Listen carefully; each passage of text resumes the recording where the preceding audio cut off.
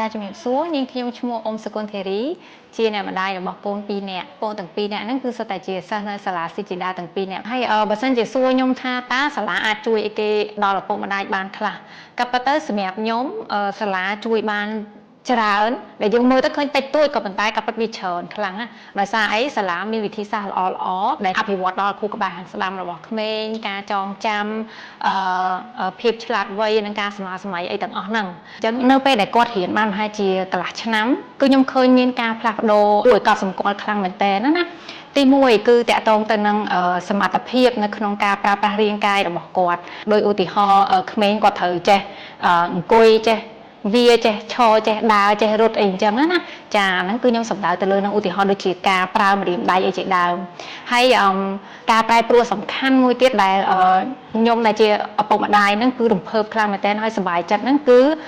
សមត្ថភាពនៅក្នុងការទំនាក់ទំនងជាមួយនឹងអ្នកដទៃអ្នកដែលនៅជុំវិញខ្លួនជាពិសេសគឺអ្នកដែលនៅក្នុងគ្រួសារគឺគាត់ communicate ជាមួយយើងបានសឹងថាដូចក្មេងធំអញ្ចឹង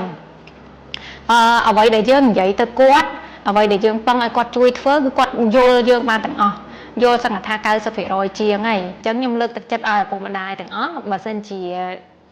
នៅឆ្ងល់ឬក៏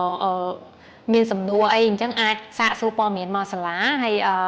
សាកដោយខ្លួនឯងទៅដឹងថានៅសាលាមានវិធីសាស្ត្រអីគេខ្លះ